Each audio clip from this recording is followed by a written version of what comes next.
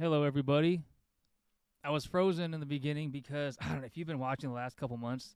This thing, I don't know, it's mad at me or something. It worked last month and then it didn't work. I think I'm too bright. Oh, there we go. The screen is too bright. I gotta turn that up. Give me a second before I finish to make that thing. It looks spooky with the poetry month in red. Okay, I'll be right back.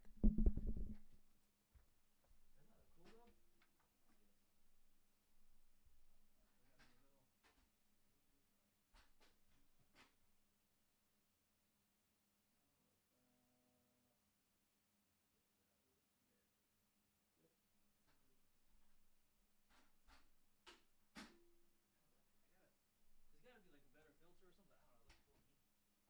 And if it's too bright for you when you're up there, just let me know and I'll turn it down.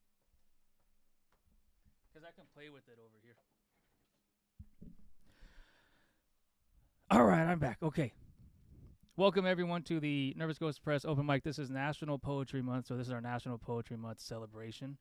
We are here in the Community Arts Workspace. We're having snacks and brownies that I talk about in my new poem, which is kind of cool. We have a couple people on Zoom and in person, which is fantastic. It makes me believe that I'm doing the right thing by having multiple avenues here. Otherwise, it's a lot easier to just pick one. But I do it for you, right? Nah, I do it for me. It's always about me. We're in, like I said, the Community Arts Workspace, which is a free space for anyone to come and create, to engage in art, to work, to write, to dance, to record, to choreograph, to whatever it is, study. If you need a space to work, you have a space to work always.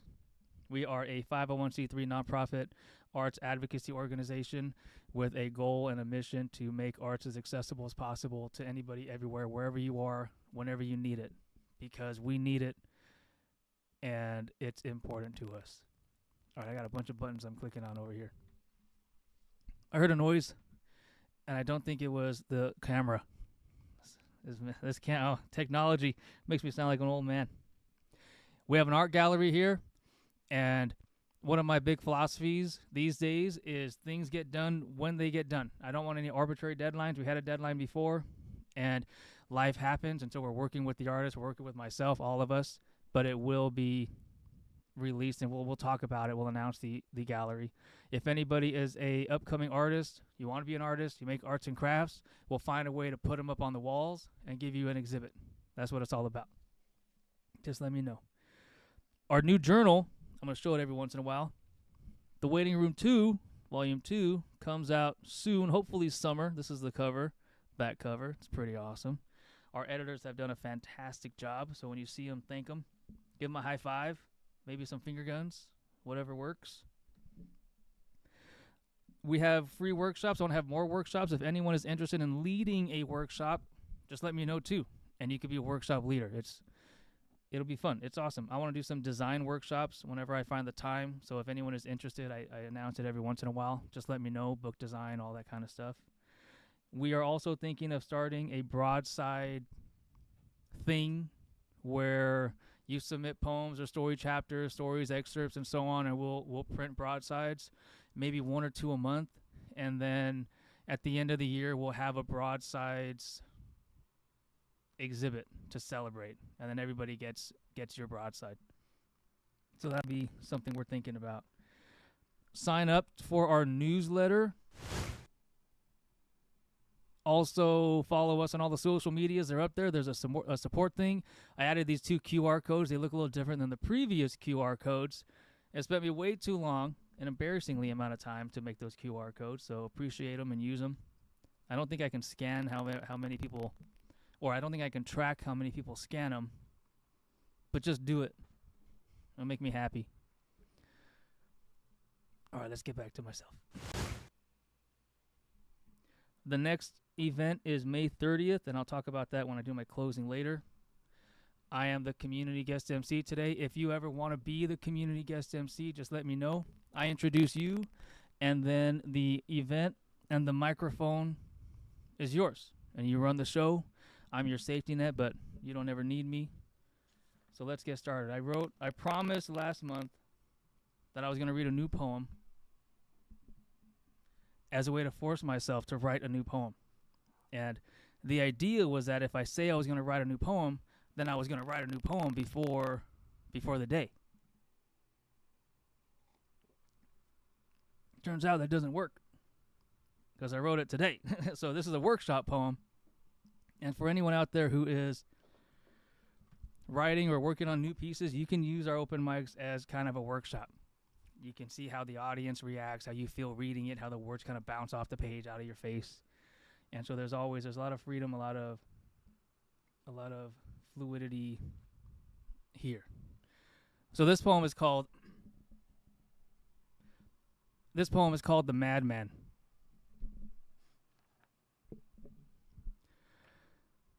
Someone called me mercurial once. LOL, I had to look that shit up. Maybe they meant it in a different way.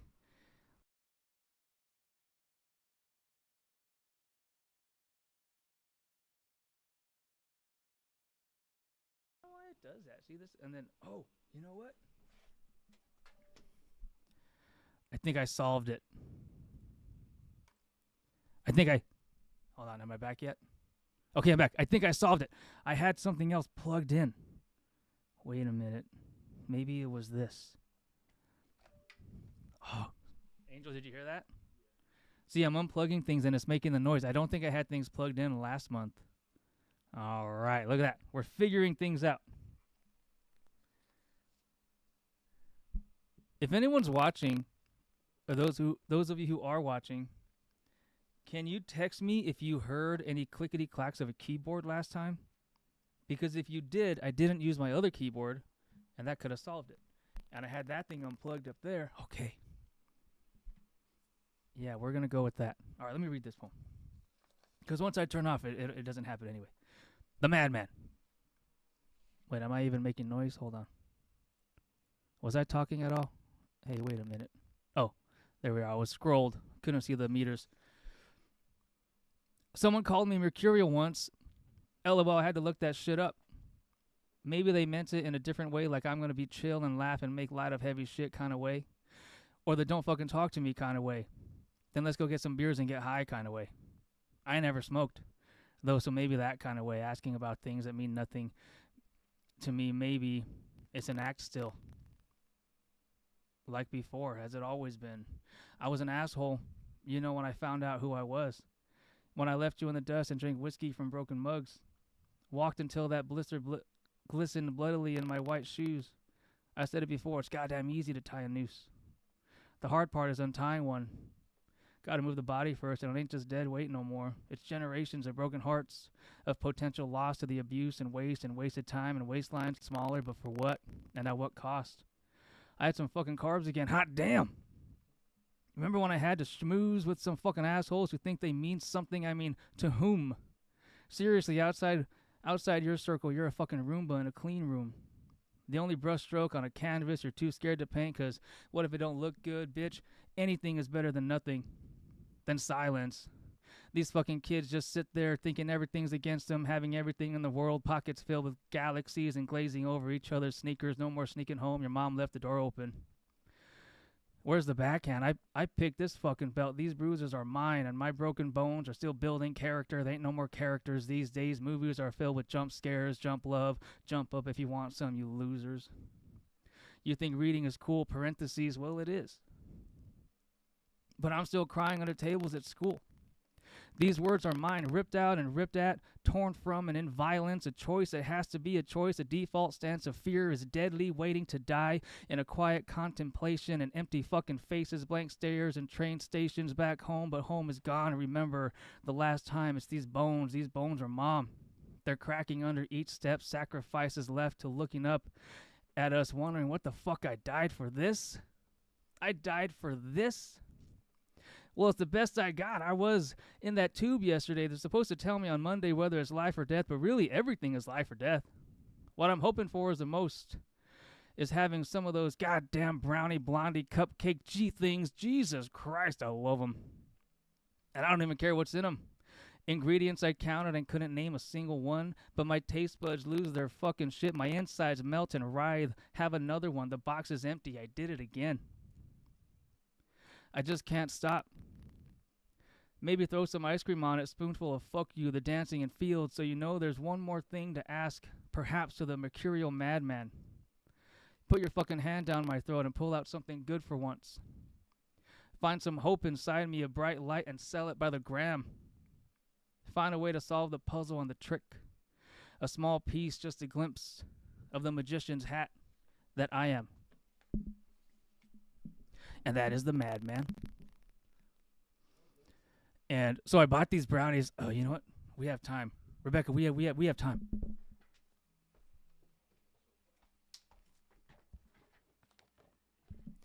So these things are awesome. Oh my god. Like, I'm going to die because I'm going to eat so many of them today. But hopefully people who are here, they eat them, and then I won't eat them. But I just put them next to me, and no one stands on this side of the room anyways. So I guess they're mine. So, again, National Poetry Month. I hope everybody celebrates in some way. Everything is poetry to me, whether you think so or not. And we can argue until you're purple and blue, and I'll still win because I'm a mercurial madman, like the poem said. So our next speaker is on Zoom, and they will be getting us started officially. And as always, when it's your turn up, it's your microphone, it's your show. It's all you. You do it. You introduce yourself. Where do we find you? Talk about your process. Share your poem. Share your art. And then, yeah, we're good. Okay, so let's see. Got all my buttons here. All right, everybody. Please welcome Rebecca. Hello, everyone. I wrote this today, and it is my first political poem, so bear with me. It's called I Went Downtown for the Jewish Voice for Peace and Left when the Kiddush wasn't also a Kaddish. This is why the world hates the rabbi, a rabbinical student, really. I know because I saw them on field, stood behind the challah, and cried about what happened to them when October 7th footage streamed on the quad and they could hear it from their air-conditioned office at UCLA for an hour before the police that are paid for by their parents cleared them out. You know where it's hard to grade papers? Gaza. I left the women's writing group for members of the tribe when they crowdfunded a trip to Israel to show their support that November. How do you start a Jewish parade? Throw it your tax dollar across the sea. I scrolled through their posts for years that lamented how hard it is to be a memoirist that can't write about their parents. Protect the inheritance. I walked away from my father's will after he berated me for tweeting that I left the family group chat because it was invalidating. And in a stunning act of irony, they didn't even notice. When my Shiksa stepsister saw, she finally texted me that texts get missed. Just fine. Then added, you talk shit about your family on the internet. Nice art. I thought you were better than this. Define better. My father claimed Black Lives Matter was anti-Semitic until his rabbi sent an email, then complained that their protest shouldn't be on the highway while he was driving. Like, you're honest, disruption is the point. I didn't call him for 6 months after I left the group chat, so we didn't speak. My sponsor, my therapist, and God helped me write an email asking him to seek therapy. This is still about a tweet that got 4 likes. He replied, demanding respect and my Hulu password. He noticed that I'd changed the login. I took the bus downtown to that Shabbat protest, proud of my sign. Jewish whores against your war. Not in my name, mouth, pussy, or asshole. It wasn't that kind of party. They cut me out of every photo. With the same AI they talk shit about on Instagram, with my demure dress and the sign I'd rolled up. The letters, as I sat down, the letters facing inward. I gave them my lighter to bless the candles when their matches kept going out in the wind. Some people have never smoked weed on the beach, and it shows. They say anti-Zionism is anti-Semitic. I guess never again doesn't mean never again for your neighbors. How convenient to conflate an 80-year-old government with an ancient religion. Settlers gonna settle. They say anti-Zionism is an act of violence. I saw an interview with an IDF soldier gloating that it is good to murder babies. The Torah says existing life always comes before potential life. It's only cited for abortion. The right to the modern state of Israel wouldn't be a necessary refuge if we didn't act like this.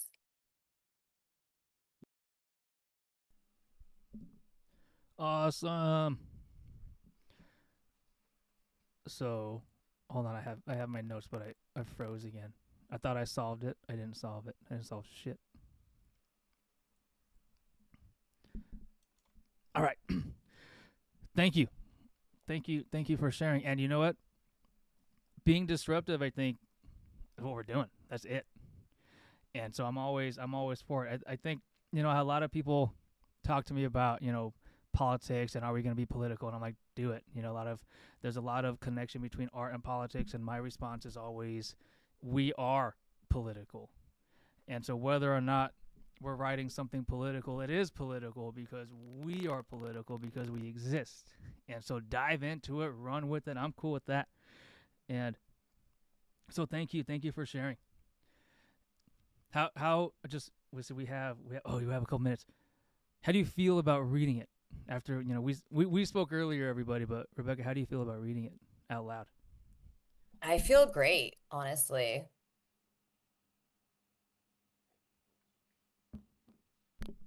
Good, because it was awesome. And YouTube says it was great too. See, check that out. That's fantastic. Oh, hell yeah. All right. Thank you. Rebecca, before you leave, anything you want to say to anybody? The world? Us? Oh, I think I said it, you know. Thank you for giving me the space. And thank you, anyone watching. Always. Thank you, Rebecca.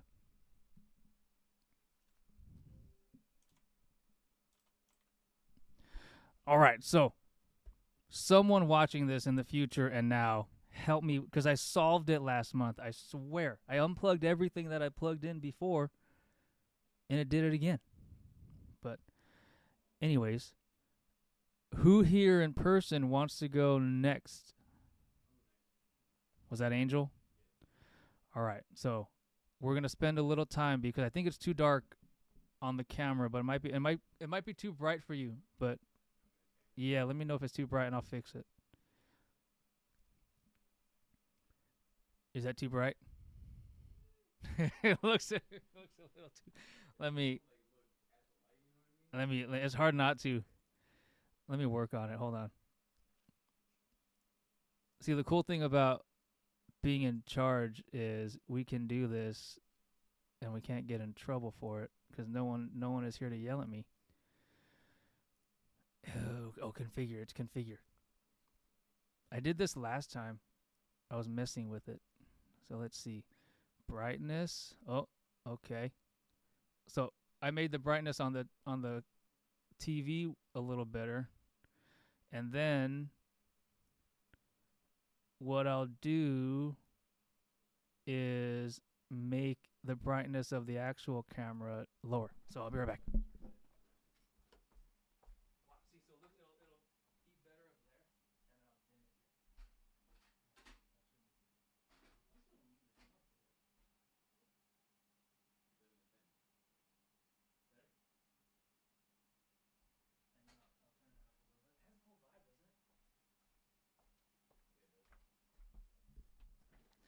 Okay, now I'm going to make you a little bit brighter.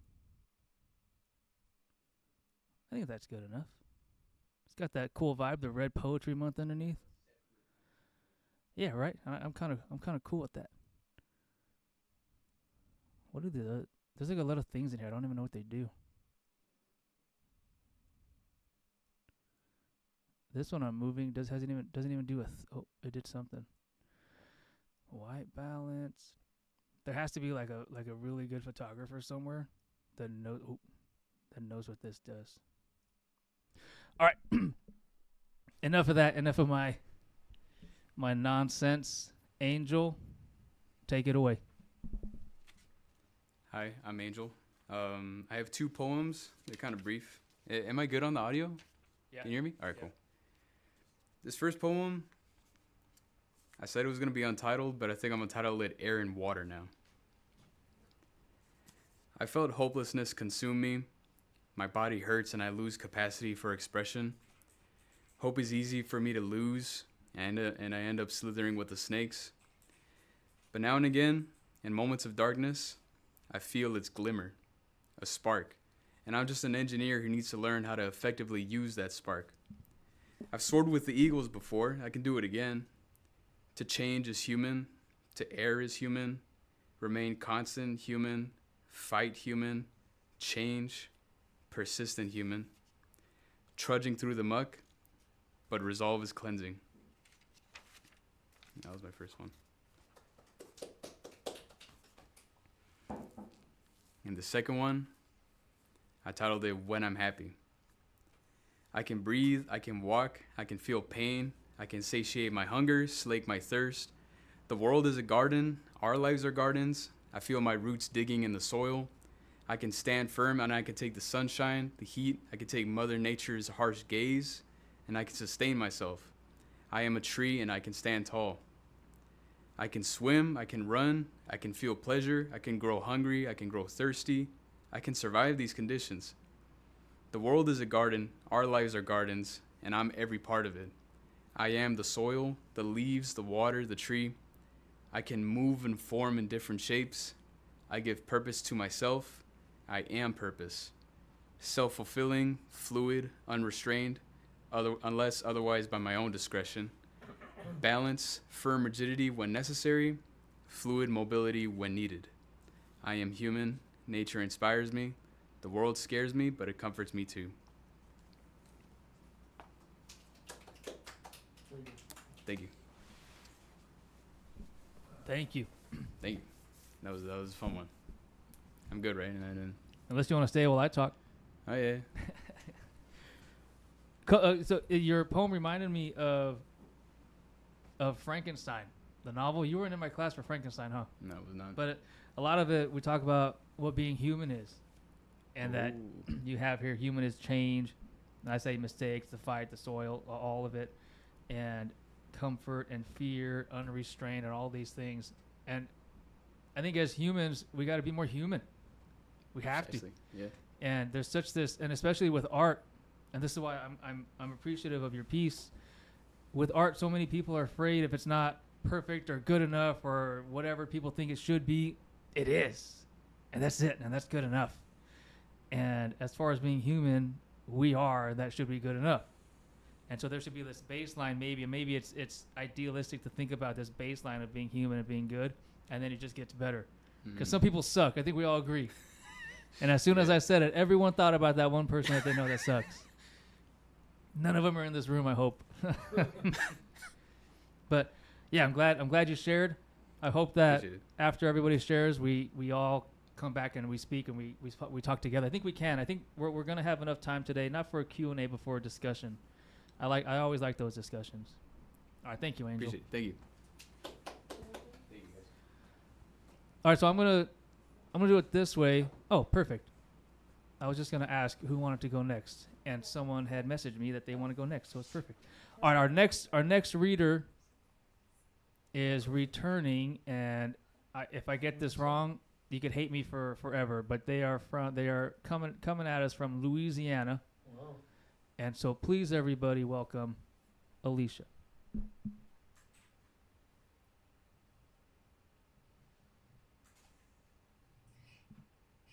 Thank you, Matt. I could never hate you. I love you. You're the best, and I'm always here for your nonsense.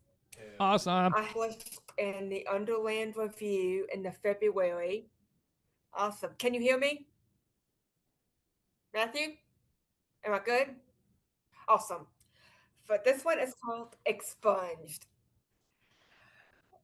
Archives are historically futuristic blueprints of existence. That unrecognizable folder is not a mistake, but proof someone was filed away. Forgotten papers and photos are another cataloged and deleted case. This is what these documents do: preserve the past, but decide the future. If the folder is sealed, life goes on. If the record is open, it is in revision. If you found your file, the system has erased you. I believed I was a person. Now I wonder if I was ever more than a discarded note in the drawer. The question remains, if we are eradicated, who are we? Thank you. The next one, it's fairly new. This is my first time reading it. It's called Extracted Harvest. Happiness is not a state of mind or a warm idea. It is liquid currency, a bottled drug, siphoned from living essences, marked and injected into the highest bidder.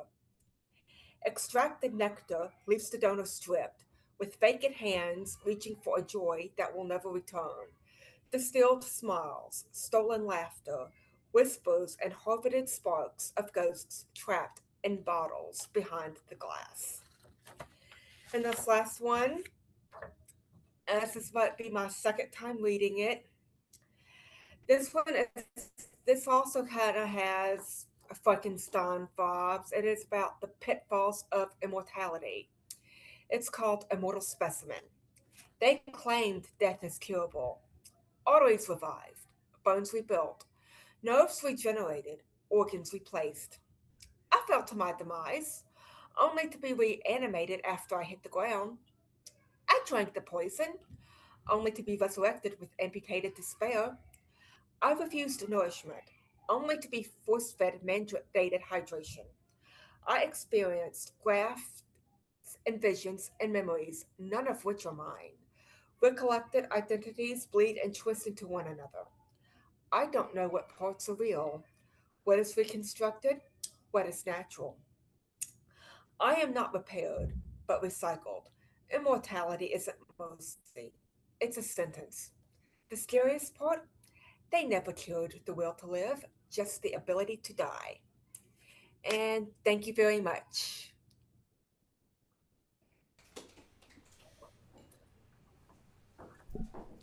Thank you, Alicia. So, Yes. so Alicia was a stranger, and then has been here consistently all the time, and it has been awesome. And the poem about happiness and then immortality, I started reading this book. Yes. It's called Theater of the Oppressed, and I got to a chapter where it's like, what is happiness? And I haven't read it yet, Ooh. but I have all these Oh, theories. awesome. Theater of the Oppressed. Yeah, have you read it? No, I'm going to. Yeah, I didn't know what it would. I bought it because it sounded cool, and then That does sound cool. right, and then I went Oh, that's a cool title. Yes. over 1 second. Okay. I think you could hear me, but they can't hear me, and I'm frozen. But then it's weird because I Whoa. solved this. All right, I'm back. I'm gonna figure this out again. I thought I figured it out, but I bought it because it sounded cool, and then I went to this conference and people were talking about it. I'm like, okay, now I gotta read it because it was just sitting on my shelf. Yeah. But and Oh. and immortality, I think about immortality too a lot, especially with writing. And that Yeah. our writing makes us immortal. And the last line where you said it just changes, or it resurrects, stops the ability to die. Is that what it was? Yeah, just they Yeah. never cured the will to live, just the ability to die. Yeah, totally. I'm like, that was awesome. And I wrote here in my notes, right? In all my notes, I'm like, that was awesome. But so I'm glad Thank you you. shared. I'm glad you shared that one. Other one was, unless it was out for the first time, because that's what I want, and that's what I like when people come here and they're like, this is Yeah. something new, and then they get it out there. It's so cool. Uh, yeah. All right. Yeah, that's what I've been wanting to read for a while. Yeah. So I'm glad you did. Thank y'all so much for having me. I'm glad you did. All right. Thank you, Alicia, and then stick around, of course. Thank you. And we are heading back. There we go. Oop, back into you ready? Back into the studio 4, and then you could introduce yourself and do anything, right? Okay. 4. All right. Rachel, okay, your microphone is on, and I am going to disappear. Oh, okay. All right. So this is from a book I've been writing. I've mostly been writing this passage a lot, though, so I want to share it somewhere. Okay. So it goes, I should tell the truth. I'm a bad person. I do bad things. I destroy. I crash ships upon the rocks. I surge over villages and lives. I wash away dreams. I carve deep, impassable canyons and stand between continents. I do bad things. I quit jobs that support my family. I break dishes. I forget clothes in the washer for days till the entire hallway smells. I don't floss. I order takeout when there is food in the fridge. I speed through red lights and clean my daughter with wipes instead of giving her a bath. I cheat. I lie and I cheat. I act like water and flow to the lowest point. I would love to say it was a moment of weakness, but it's a manifestation of who I really am. I did the thing. I am the reason we are now the way we are. I think it's normal to get curious. You peek, but do not stare. You don't go drowning in the bright, exciting eyes of a stranger at the bar. You put your toe in to gauge the temperature, but you don't take your pants off and dive in. But I did. I leapt without looking. I danced the merengue when I should have danced the salsa. For a moment I laid in the green, green grass, and I washed up on the shore like a wave on a sunny day. I breathed in the sweetness, the foreignness of his smell, and as I pushed my body into his, I allowed myself to explore what it would be like to be a different woman, to have a different life.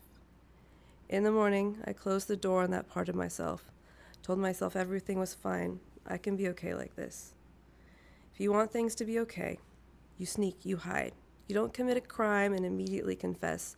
You don't stride in covered in the evidence of your crimes. Commitment is in restraint. You don't wear high heels and a short skirt together, but you did. You don't drink so much that you lose your inhibitions, but you did. You don't pant and melt at the first feeling of a stranger's fingers on your skin. That was the choice. You left the bar. You went to some other dark location, not caring what would happen. You wanted it, and in the hours that unfolded, you never stopped to say no. You never stopped to think. Your skirt above your hips, your bra half hanging off, sweat and skin smearing your makeup. Not minutes, hours. Hours. It wasn't a second of, wait, this might be wrong. It was hours of wrong choices. Your green, green grass, your sunny days at the seashore. You only left when you had squeezed every last drop of pleasure from the encounter. You only went back when the sun had already been rising. But it was over anyway, wasn't it? He only touched me when I touched him. He only talked to me when I knocked on the door. We didn't eat together. We didn't sleep in the same room. He wanted to save the world. He didn't want to save our daughter. He didn't want to save our marriage. He pulled away and I clung on until I couldn't anymore. I know it feels like everything is collapsing and he feels like he is the only one holding it up.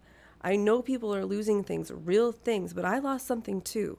How long do we put everything on hold? How long should I wait?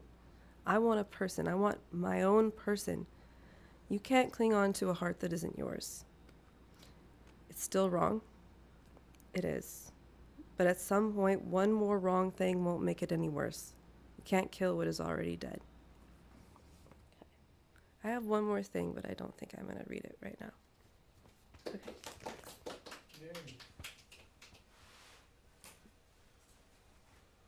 Thank you. Thank you, Rachel. And so for everybody out there, so LA Times Festival of Books was last weekend? Yeah, last weekend, right? Yeah. Was last weekend. And Rachel and I met there, and I was like, "Oh, we have an open mic. Like, let's show up." Oh, like that was awesome. And I'm glad that they're here. And so I have some notes. The ending was hanging on to a heart that isn't yours, can't kill what's already dead. And I think these endings and Alicia's poems ending and this ending, they're so great, and they're real. And I put here real and honest, and that's what art is all about. And I put an arrow. I don't know if anyone has ever read my annotations before. I have always these arrows everywhere. But I put art, and I underlined it twice because that means it's more important than just underlining it once. But that's why. Oh my gosh. Oh, that wasn't me. Okay, I thought I heard a noise. And that's why we're here. And I'm so happy that you're here and that you're with us and that you're sharing, because that's what this is about. is sharing our art, sharing it with the world, for us, for our insides, for the community, and we say fuck you to anyone that doesn't care and doesn't like it because it's ours. And you can't take it away. So thank you for sharing. So we're going to go back to Zoom to Tamika, and then we're going to come back and finish with Ben. And after that, we're going to come all together, hope maybe if everybody wants to, and have a cool artist talk, because I always like those. I don't think we've had one in a while.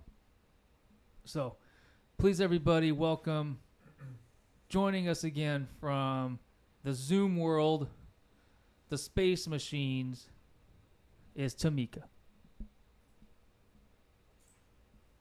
Thank you. I'm always so nervous, but okay. So this poem that I'm reading, it's called It's Only Ours Until It Sells. I would say it is what it is, but watch how quickly the thought of being hood changes. It's only ghetto until it leaves the Black community and bringing in wages. Like when it's Fendi, Prada, or Louis Vuitton, what was once our style has become a popular trend. Our slang becomes a sought after, yet at first you couldn't comprehend. Our culture altogether is fire, but if I continue to say it, then I'm preaching to the choir. Our world, our words, our way, and you know what? Even our attire.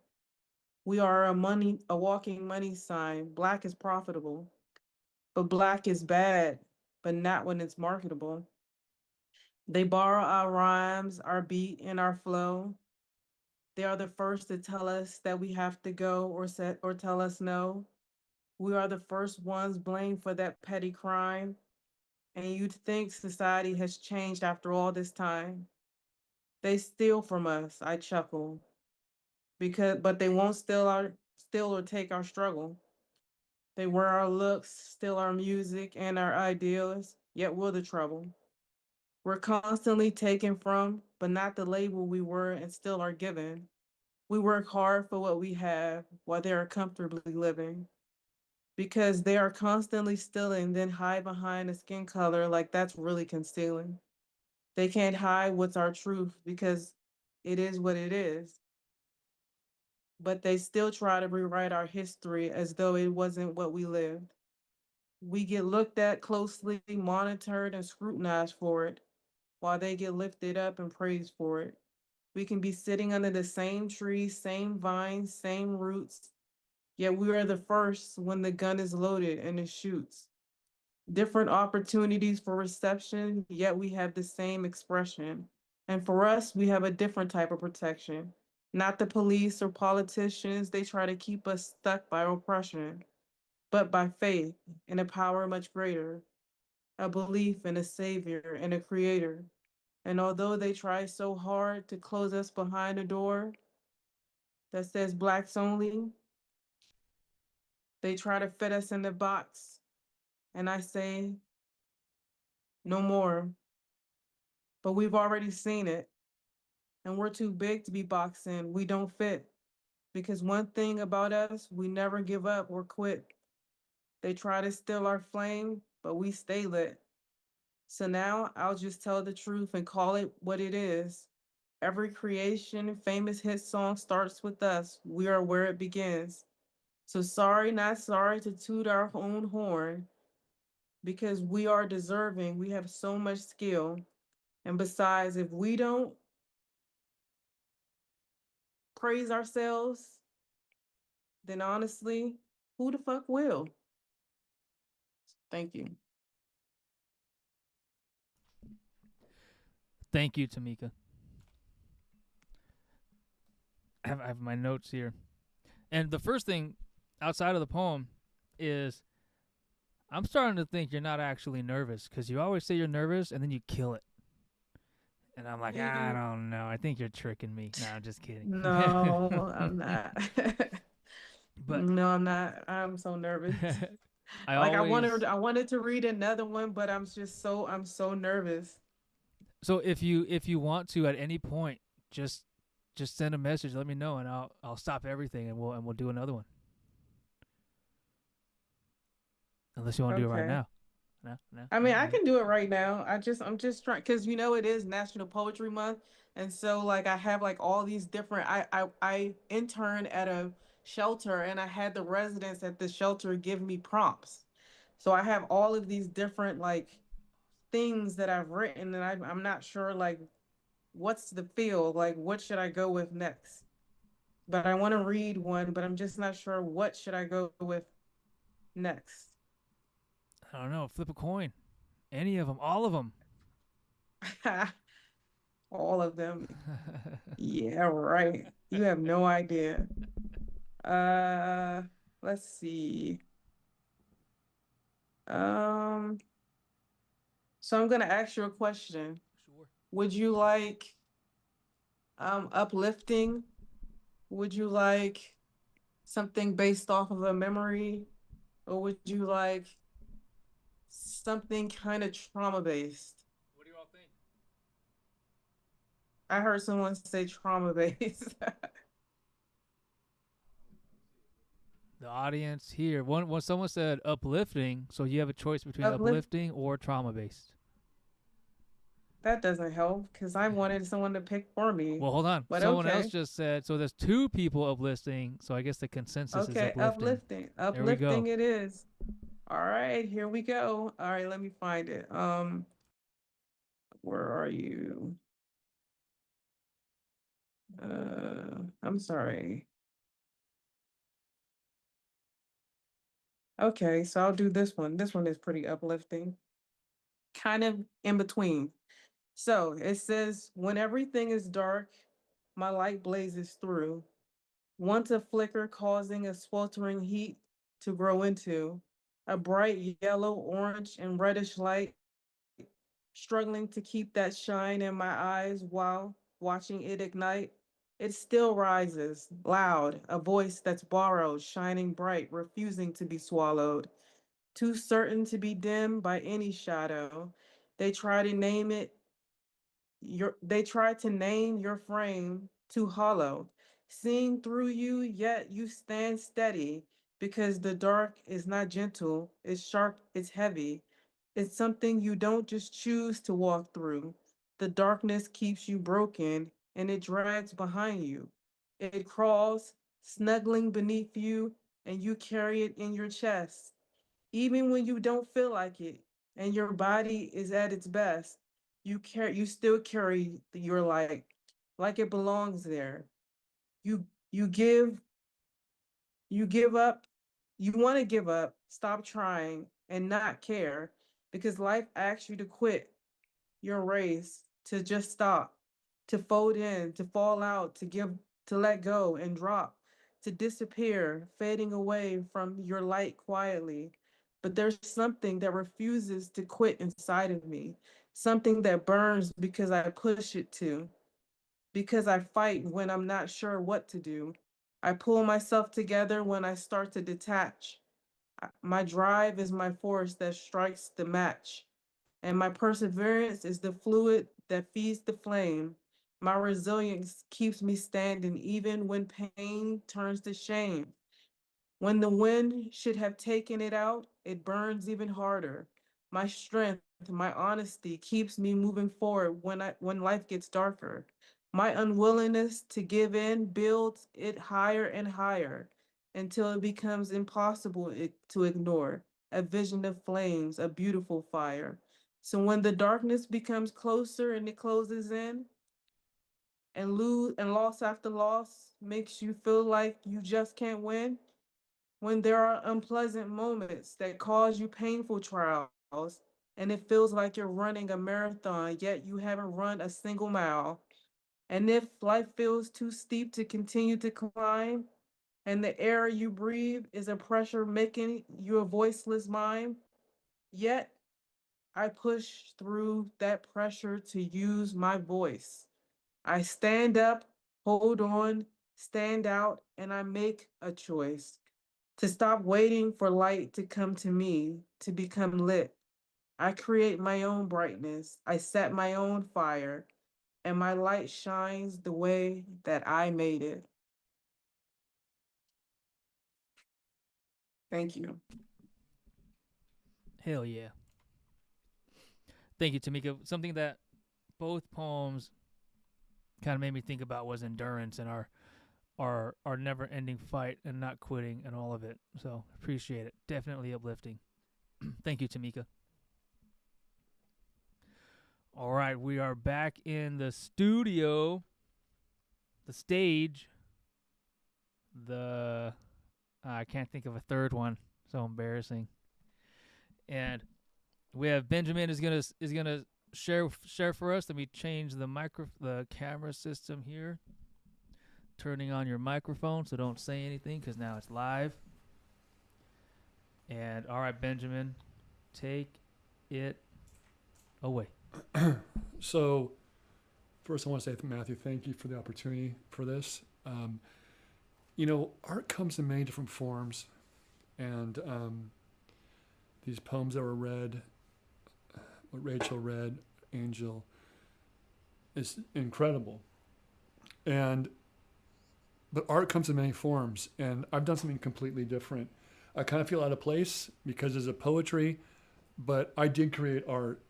And what I've done, so I did something with health that I'd like to call art. And where'd this come from? I've always been interested in nature and asking questions and wondering why things are the way they are.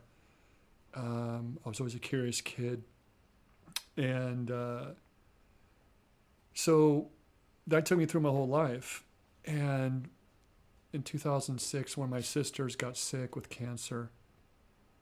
And it was very depressing. But I didn't know anything about health, really. I mean, I knew what I knew from TV and, reading stuff. And there was no internet back then, really, and or not social media, really. But I thought, okay, it just happens. But I couldn't believe that. So I read hundreds of articles trying to figure this out. And I made this health model. My book's called Why Are You Sick and How to Reclaim Your Health, the Ultimate Health Model. And if you want to show that Ultimate Health, it's on page 21. I made this model, and I call that art.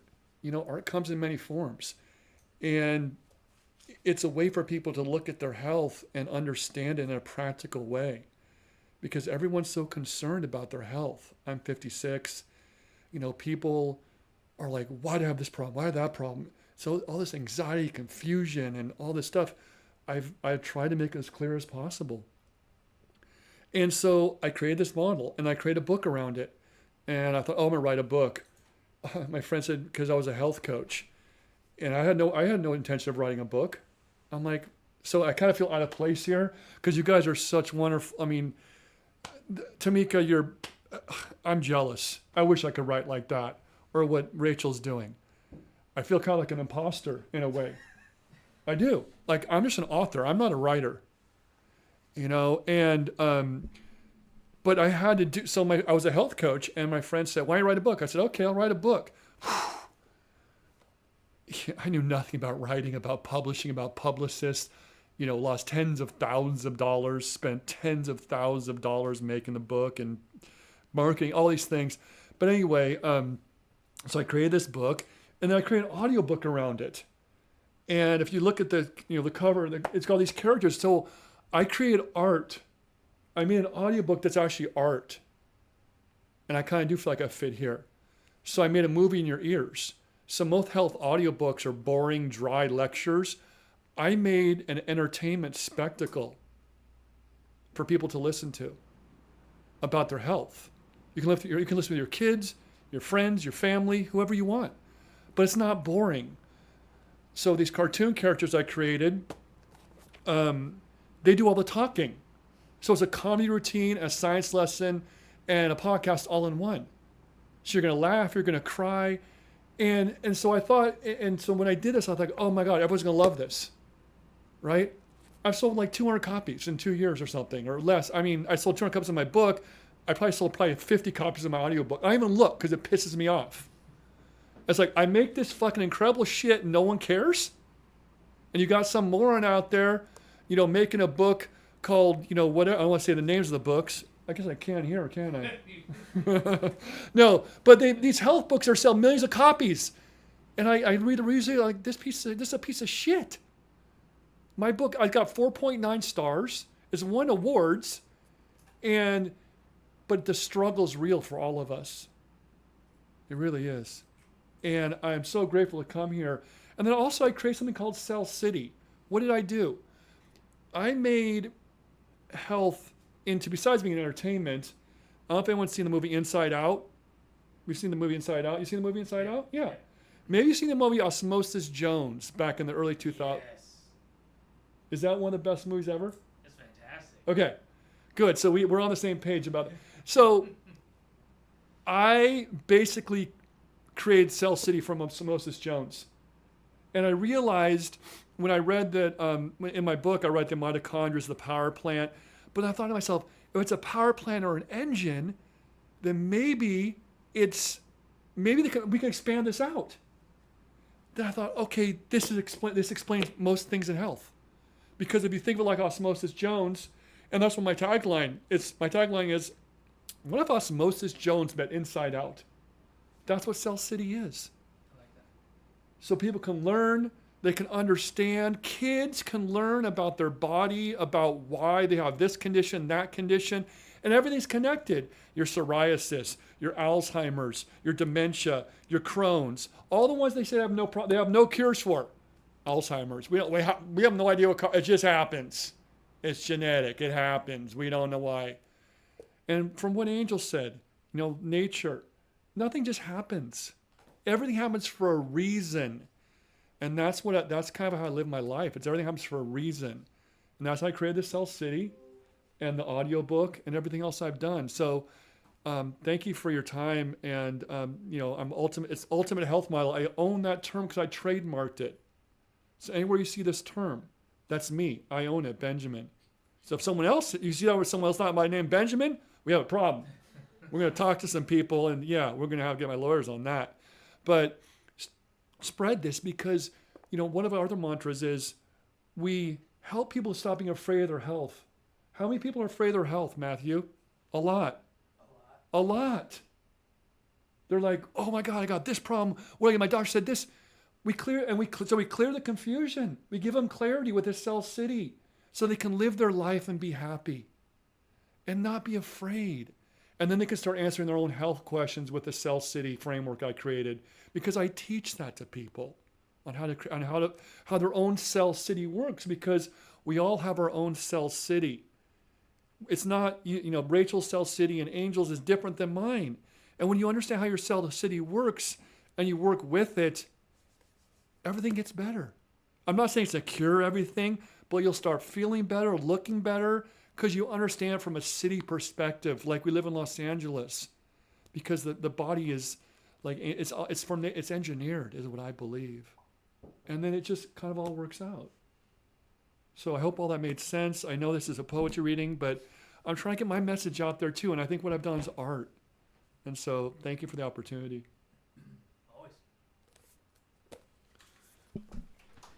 Thank you, Benjamin. Yeah. All seven. No, I'll stand up here. Someone ask me some question or whatever. I'm glad. Yeah. I'm glad you brought up the Cell City. Yeah.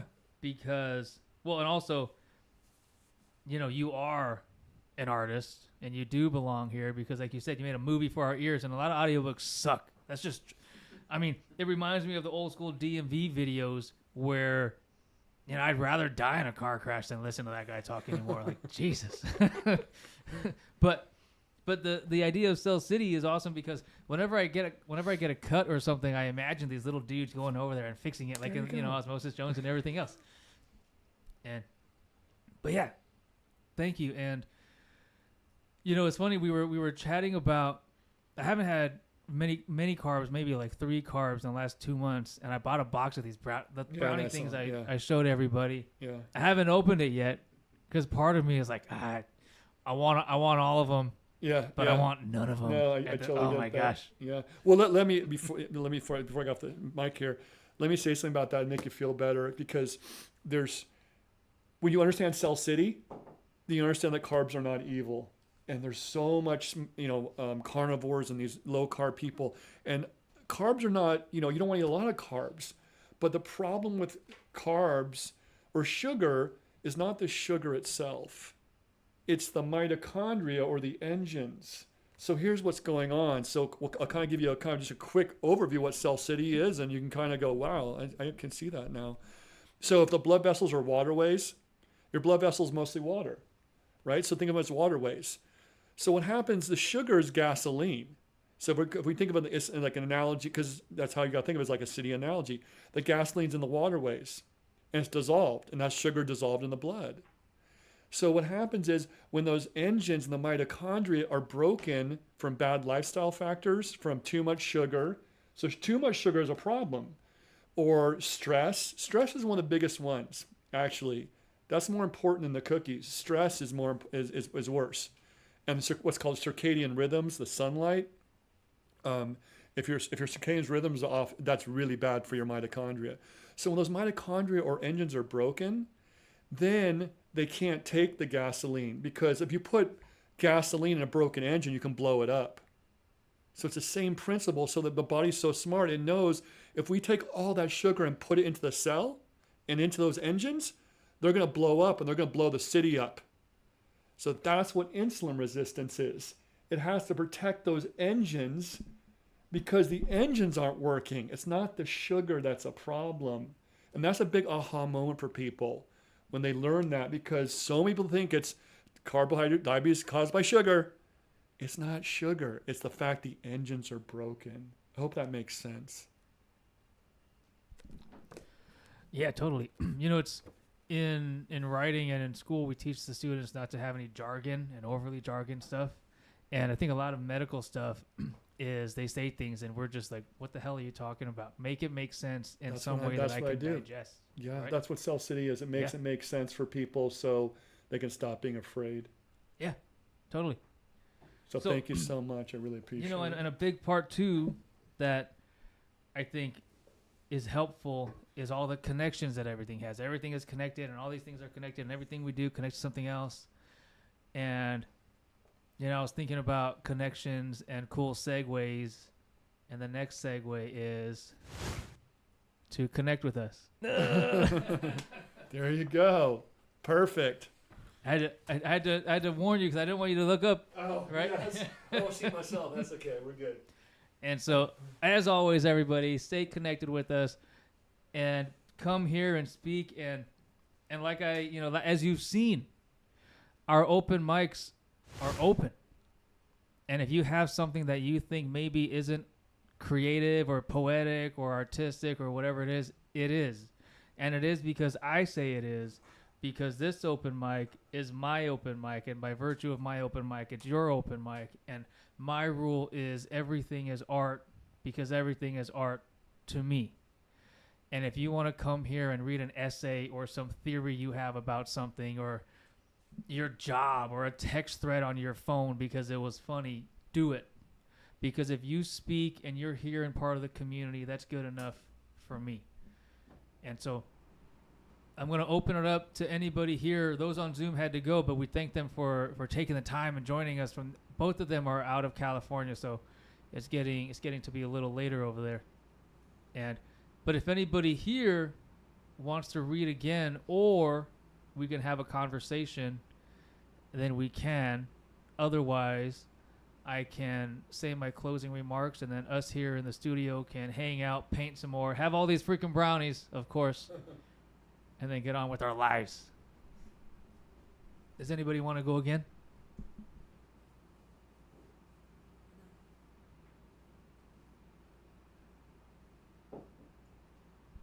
YouTube said everybody did amazing, and they're proud of people getting out of their comfort zone. Thank you, YouTube.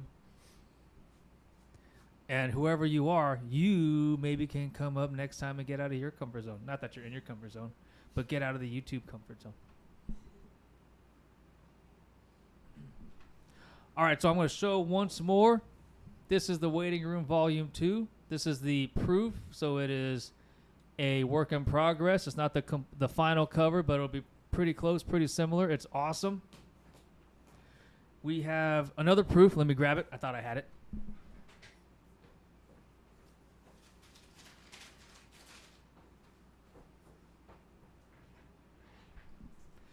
This is our next poetry book. This is called Dissociative Mythology. It's pretty cool.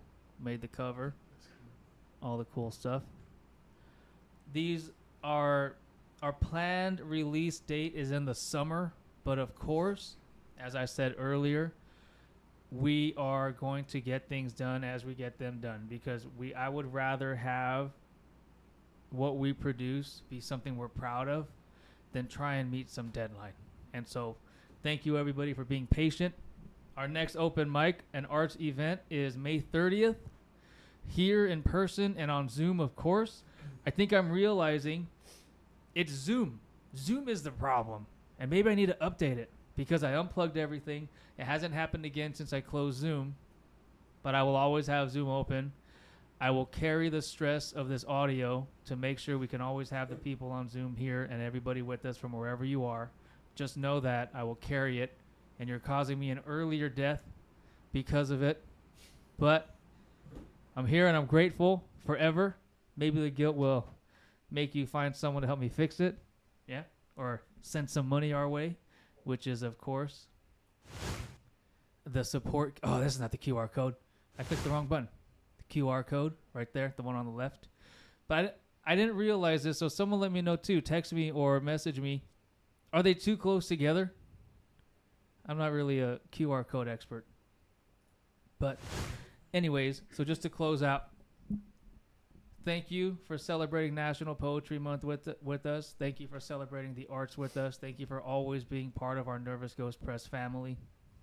We'll see you on May 30th. If you want to be the community guest MC, just let me know. And what it is, like I said before, I introduce you and you run the show. You share your process, share your art, you give your personality to the entire everything. You pick up the microphone. It's yours for the 2 hours, for the hour and a half, whatever it is. And so please, everybody, always be happy, always be healthy, always be warm, and we will see you next time.